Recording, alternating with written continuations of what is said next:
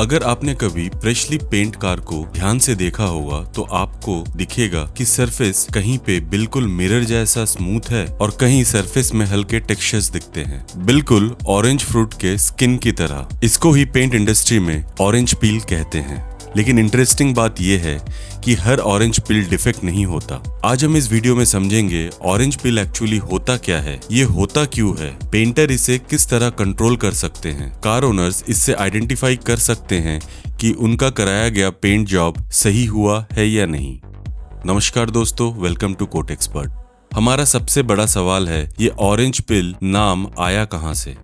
अगर आप एक ऑरेंज फ्रूट के स्किन को देखेंगे तो वो परफेक्टली स्मूथ नहीं होता, उस पर छोटे छोटे अनइवन बम्प्स होते हैं। पेंट सरफेस पर भी कभी कभी एग्जैक्टली वैसे ही टेक्सचर बन जाते हैं। इसीलिए पेंट इंडस्ट्री ने इस फेनोमेनॉन को नाम दिया ऑरेंज पील टेक्सचर। ये automotive painting, industrial coating, furniture finishing हर जगह यूज होता है। ये बहुत इंपॉर्टेंट सवाल है, ऑरेंज पील टेक्सचर बनता कैसे है। जब पेंटर स्प्रे गन से पेंट अप्लाई करते हैं तो पेंट एक कंटिन्यूअस लेयर में नहीं निकलता, वो हजारों एक्चुअली माइक्रोस्कोपिक ड्रॉपलेट्स के फॉर्म में सरफेस पर लैंड करता है। और हर ड्रॉपलेट एक मिक्सचर होता है जिसमें थिनर, पेंट रेजिन्स, पिगमेंट्स और अगर 2K सिस्टम है तो हार्डनर रेजिन्स होते हैं। अब आइडियल सर्कमस्टेंसेस में क्या होना चाहिए, सरफेस पर लैंड करने के बाद ये ड्रॉपलेट आपस में मर्ज होकर फ्लो करने चाहिए और एक स्मूथ कंटिन्यूअस फिल्म बनाना चाहिए। इस प्रोसेस को पेंट साइंस में कहते हैं फ्लो एंड लेवलिंग। लेकिन अगर किसी वजह से पेंट प्रॉपर्ली लेवलिंग नहीं कर पाता तो वो ड्रॉपलेट्स सरफेस पर फ्रीज हो जाते हैं और वही टेक्सचर बन जाता है जो हम बाद में देखते हैं और उसे ऑरेंज पील कहते हैं। अब हम ये समझ लेते हैं हमारे इंडियन डेंटिंग पेंटिंग शॉप्स में ये ऑरेंज पील का प्रॉब्लम क्यों ज्यादा आता है। उसका पहला कारण है रॉन्ग विस्कोसिटी। अगर पेंट बहुत थिक है तो ड्रॉपलेट इजीली फ्लो नहीं करते, इसीलिए विस्कोसिटी कप का इस्तेमाल करना बहुत जरूरी है। बट मेजरली हमारे डेंटिंग पेंटिंग शॉप्स में ये फैसिलिटी नहीं होती है।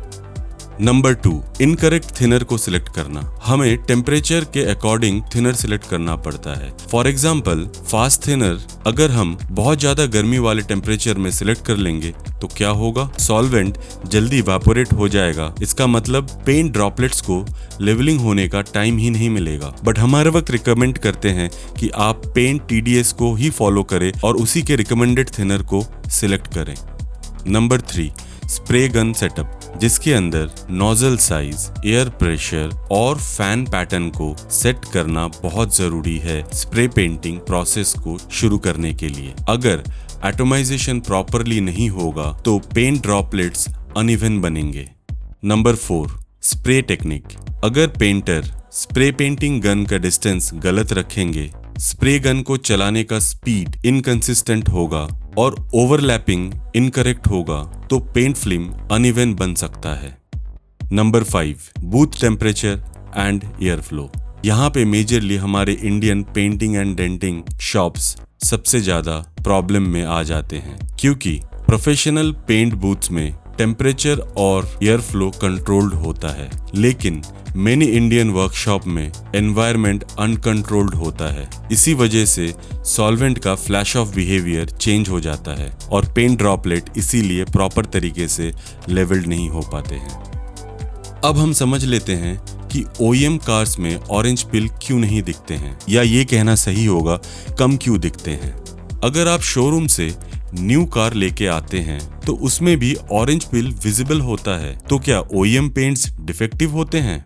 बिल्कुल नहीं। OEM manufacturers intentionally controlled orange peel textures maintain करते हैं। इसके कुछ इंपॉर्टेंट रीजन होते हैं, जैसे कि high production speed, paint sagging risk control, film building consistency, durability balance. इसीलिए OEM फिनिश यूजुअली होते हैं control texture finish. Complete flat mirror finish OEM paints में भी रेयर ही होता है।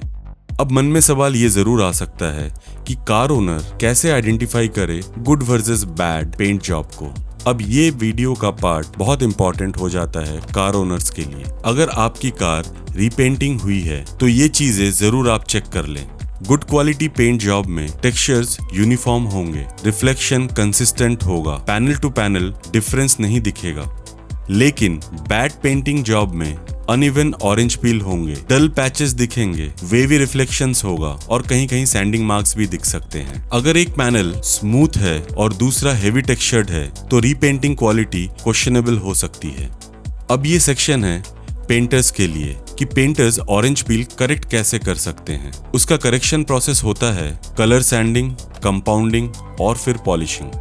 लेकिन एक इंपॉर्टेंट वार्निंग है यहाँ पे, अगर क्लियर कोट थिन है तो एग्रेसिव सैंडिंग डेंजरस हो सकती है। इसीलिए बेस्ट सोल्यूशन है राइट टेक्निक से पहले ही ऑरेंज पील को कंट्रोल करें और एक बेहतर प्रोडक्ट बनाएं, जिससे कि आपके काम को कस्टमर अप्रिशिएट करे। तो नेक्स्ट टाइम जब आप किसी कार के पेंट को देखेंगे तो सिर्फ शाइन को मत देखना, सरफेस टेक्सचर भी जरूर देखना, क्योंकि पेंट सिर्फ कलर नहीं होता, वो एक कॉम्बिनेशन होता है साइंस, टेक्निक और एक्सपीरियंस का। अगर आप पेंटर हैं तो ऑरेंज पील कंट्रोल करना एक स्किल है, और अगर आप एक कार ओनर हैं तो इसे समझना आपको बेटर पेंटिंग क्वालिटी जज करने में हेल्प करेगा।